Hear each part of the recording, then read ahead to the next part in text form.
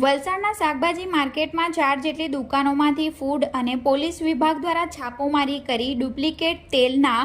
2,94,200ના મુદ્દામાલ સાથે 4 દુકાનદારોની ધરપકડ કરી। વલસાડ શહેરની કેટલીક દુકાનોમાં ડુપ્લિકેટ તેલ વેચાતો હોવાની માહિતીના આધારે તિરુપતિ તેલ મેનેજરે વલસાડ જિલ્લા ફૂડ એન્ડ ડ્રગ્સની ટીમને તેમજ વલસાડ સિટી પોલીસની ટીમને સાથે રાખી વલસાડ શાકભાજી માર્કેટમાં આવેલી પૂનમ ટી ડેપો નામની એજન્સી ખીમજી ભાનુશાલી રહે નીલકંઠ રેસિડેન્સી તિથલ રોડ વલસાડની દુકાનમાં અને શાકભાજી માર્કેટમાં આવેલી ગોડાઉનોમાં પણ છાપો મારતા 150 તિરુપતિ તેલના ડબ્બા મળી આવ્યા હતા। જો કે ફૂડ વિભાગની ટીમે તપાસ કરતા તિરુપતિના 40 ડબ્બા ડુપ્લિકેટ તેલ મળી આવ્યું હતું। જે બાદ પોલીસ અને ફૂડ વિભાગની ટીમે લક્ષ્મી પ્રોવિઝન સ્ટોર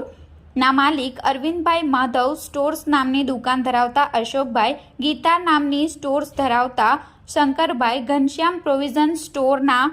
માલિક ભીખુભાઈ પોતાની દુકાને સામાન લેવા આવતા અભણ ગરીબ કે અન્ય લોકોને વજન તેમજ રૂપિયામાં ગોલમાલ કરતા હોવાની પણ ચર્ચા ઉઠી હતી। ફૂડ વિભાગ તેમજ પોલીસની ટીમે છાપો મારતા તિરુપતિના 150 જેટલા તેલના ડબ્બા મળી આવ્યા હતા। જો કે ફૂડ વિભાગની તપાસ કરતા તિરુપતિ તેલના 40 જેટલા ડુપ્લિકેટ ડબ્બા મળી આવ્યા હતા। ગીતા પ્રોવિઝન સ્ટોર સંચાલક પ્રેમજીભાઈ કરસનદાસ ગજરાના સ્ટોરમાંથી 5 ડુપ્લિકેટ તેલના ડબ્બા જેની કિંમત ₹9,000, માધવ પ્રોવિઝન સ્ટોર જેના સંચાલક અશોકભાઈ શિવજીભાઈ ભાનુશાલી જેમણે ત્યાંથી તિરુપતિ ડુપ્લિકેટ તેલના 2 ડબ્બા જેની કિંમત ₹3,600, ઘનશ્યામ પ્રોવિઝન સ્ટોર જેના સંચાલક અરજણભાઈ હરજીભાઈ ભાનુશાલીને ત્યાંથી 5 તિરુપતિ ડુપ્લિકેટ તેલના ડબ્બા જેની કિંમત ₹9,000 તેમજ પૂનમ ટી ડેપોના સંચાલક અનિલભાઈ ખીમજીભાઈ ભાનુશાલીને ત્યાંથી 26 ડુપ્લિકેટ તિરુપતિ તેલના ડબ્બા જેની કિંમત ₹46,800 અને